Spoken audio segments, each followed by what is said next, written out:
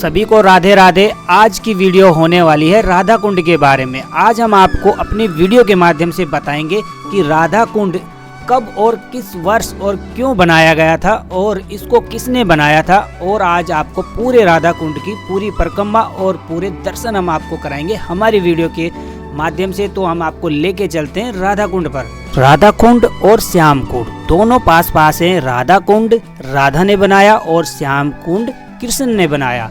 ये दोनों कुंड बनाए गए थे आज से 5000 साल पहले, लेकिन कालांतर में ये दोनों कुंड लुप्त होने की कगार पर आ गए। किसी को पता ही नहीं था कि राधा कुंड किधर है और कृष्ण कुंड किधर है।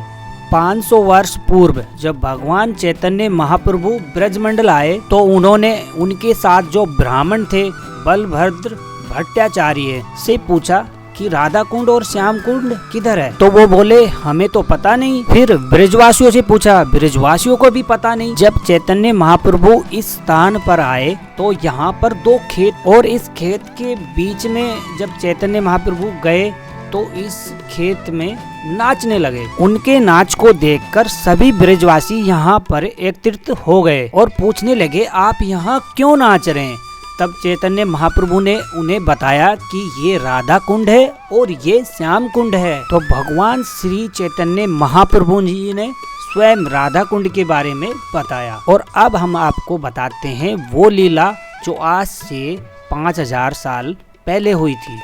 इस राधा कुंड को और श्याम कुंड को बनाया गया था, यहाँ पर प्रकट किया गया था। ब्रजमंडल में एक बार क्या हुआ, एक भयानक राक्षस आ गया बैल का रूप लेकर, जिसका नाम था अरिष्टासुर। अरिष्टासुर ने पूरे ब्रजमंडल में हाहाकार मचा दिया। उस राक्षस को देखकर ब्रजवासी बड़ा भयानक तरीके से डर गए और जोर जोर से चिल्लाने लगे कृष्णा कृष्णा कृष्णा। तो कृष्ण आते हैं और सभी को आश्वासन देते हैं कि आप लोगों को डरने की कोई जरूरत नहीं है। फिर भगवान श्री कृष्ण जी अरिष्टासुर के पास जाते हैं और उन्हें ब्रजवास को छोड़ने के लिए कहते हैं, लेकिन अरिष्टासुर ने भगवान श्री कृष्ण की और उन पर आक्रमण करना स्टार्ट कर दिया। जैसे ही वह उन पर आक्रमण करने वाले थे तो श्री कृष्ण जी ने उनके बड़े बड़े सींग थे उनको पकड़कर ऐसे घुमाया और ऊपर उछाला और फिर नीचे धड़ामदी से गिरा दिया। ऐसे करके उन्होंने 3-4 बार उनको घुमाया और फिर नीचे गिराया। ऐसे करके लास्ट में उनका देहांत हो जाता है, उनका अंत हो जाता है।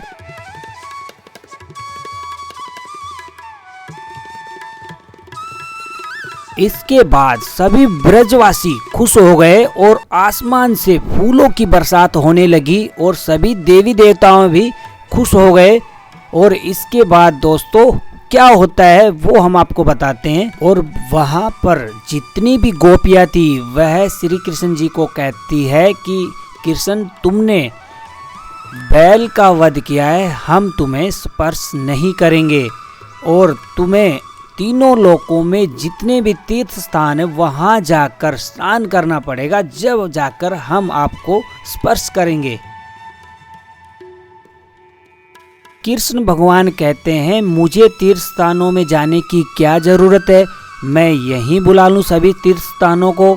तो इस प्रकार कृष्ण भगवान ने सभी तीर्थ स्थानों को यहाँ पर बुलाया और इस प्रकार बना श्याम कुंड यानी कृष्ण कुंड।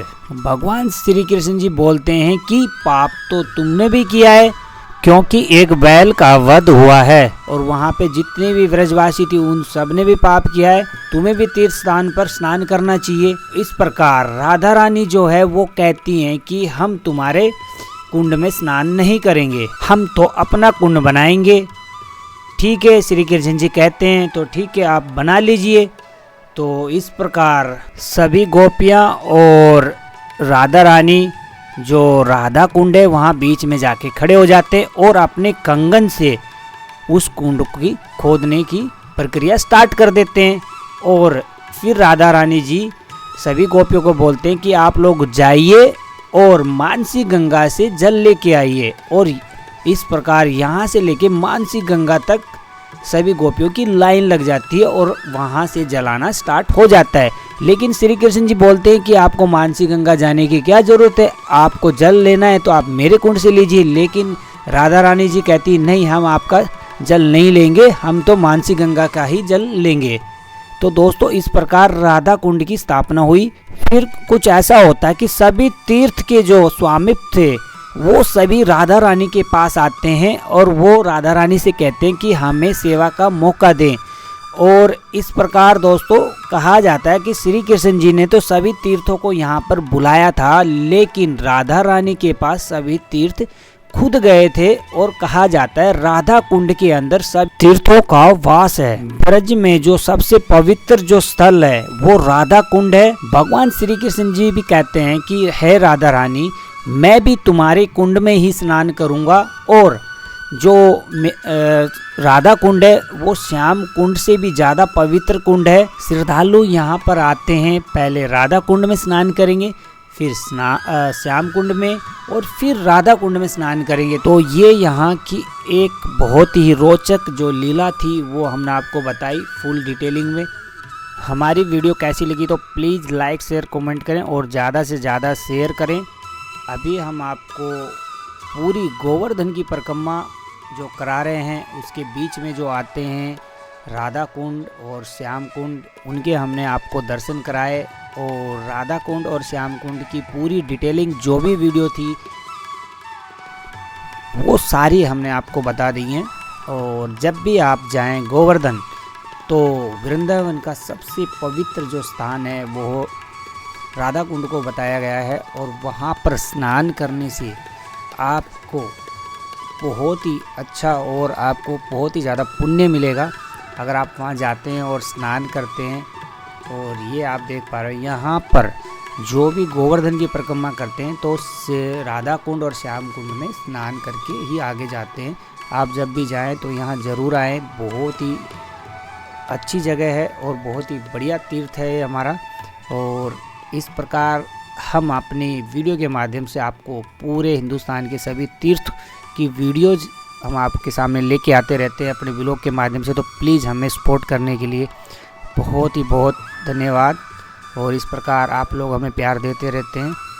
तो अभी हम आपको घुमा रहे हैं कुंड, श्याम कुंड और राधा कुंड। अभी हम आपको श्याम कुंड की तरफ लेके चलते हैं और ये यहाँ की जो गलियाँ हैं वो हम आपको दिखा पा रहे हैं। देखिए बहुत ही अच्छा यहाँ का जो माहौल है, शांत एकदम वातावरण है, वो बहुत ही अच्छा है यहाँ का।